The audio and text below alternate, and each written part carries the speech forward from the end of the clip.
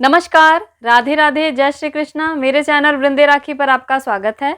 आज मैं आपको इस वीडियो में बताने वाली हूँ कि नवरात्रि आ गई है, तो क्या नवरात्रि में अगर हम एक बार अखंड ज्योति जलाते हैं तो हर बार जलानी पड़ेगी? अगर हम कलश की स्थापना करते हैं तो क्या हर साल हमें करनी चाहिए, या बिना कलश स्थापना के नवरात्रि पूजा नहीं करनी चाहिए? या फिर अगर हम एक बार अखंड दीपक जलाते हैं तो हर बार हमें अखंड दीपक जलाना होगा, या 4 साल या 5 साल ऐसी कोई विधि है? तो ये सारी बातें आज मैं आपको इस वीडियो में बताऊंगी।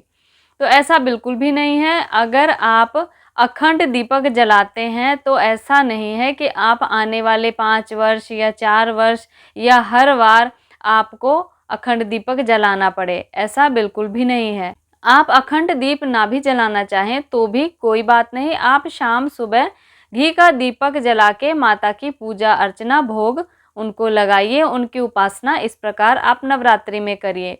अखंड दीपक जलाने के अनेकों लाभ है, लेकिन अगर ऐसा नहीं है कि आप एक वर्ष अखंड दीपक नवरात्रि में जला लें तो हर बार आपको ऐसा करना ही पड़ेगा, यह कोई ज़रूरी नहीं है। अगर आप ऐसा करते हैं तो इसके बहुत सारे फायदे हैं नवरात्रि में अखंड दीपदान का, तो ये आप अगर हो सके तो किया करें। अब हम बात कर लेते हैं कि क्या अगर हम एक बार कलश की स्थापना कर ले तो हर बार करना पड़ेगा? क्या हम कलश की स्थापना करके ही नवरात्रि का पूजन कर सकते हैं?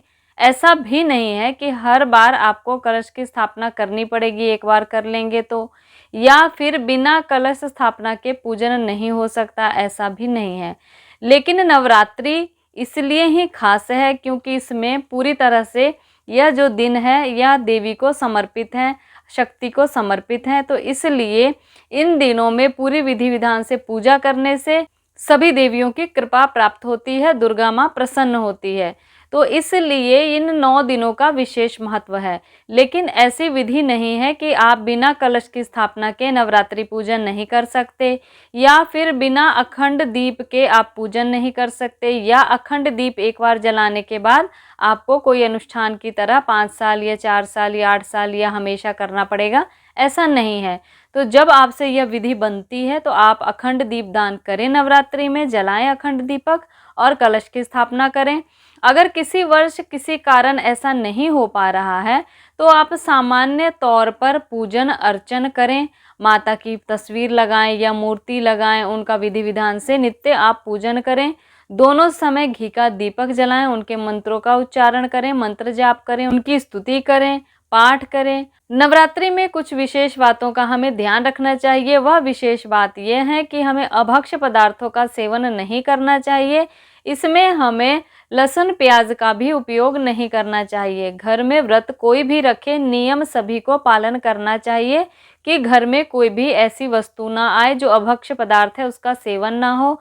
घर में ऐसे कोई मांस मदिरा इत्यादि का प्रयोग ना हो। लहसुन प्याज तक घर में नहीं उपयोग करना चाहिए नवरात्रि में, और इस प्रकार देवी की उपासना करनी चाहिए। इन दिनों में ज्वार बीजने का भी विशेष महत्व है, यानी कि घट स्थापना जब हम करते हैं हम ज्वार बीजते हैं, तो इसमें हम 3 धान्य, 4 धान्य, 5 धान्य, सप्त धान्य इस प्रकार रोपण करते हैं। तो इन बातों का ध्यान रखते हुए हमें नवरात्रि में पूजन अर्चन करना चाहिए। जो बातें कहीं नहीं लिखी हैं उस पर हमें ज़्यादा ध्यान ना देते हुए जिस वर्ष हम ये कर सकते हैं अवश्य करना चाहिए। अखंड दीपदान का बहुत महत्व है, बहुत सारे लाभ हैं, तो ये अगर हो सके तो आप करें। और कलश की स्थापना करके सभी देवी देवताओं का आवाहन करके पूजन करने का 9 दिनों तक भी विशेष फल प्राप्त होता है। तो हो सके तो आप ये किया करें नवरात्रि में। किसी कारणवश ना हो सके, किसी कारणवश किसी वर्ष ऐसा ना आप कर पाएँ तो उसमें कोई दोष नहीं है, आप नवरात्रि का पूजन अवश्य करें।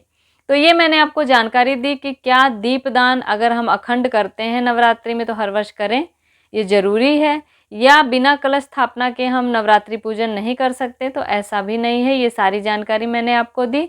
तो इसी प्रकार की जानकारियों के लिए चैनल से जुड़े रहिएगा, और अपनी प्रतिक्रिया या राय देने के लिए कमेंट जरूर किया करिए, या कमेंट बॉक्स में राधे राधे या जय श्री कृष्णा जरूर लिखिएगा। तब तक के लिए नमस्कार।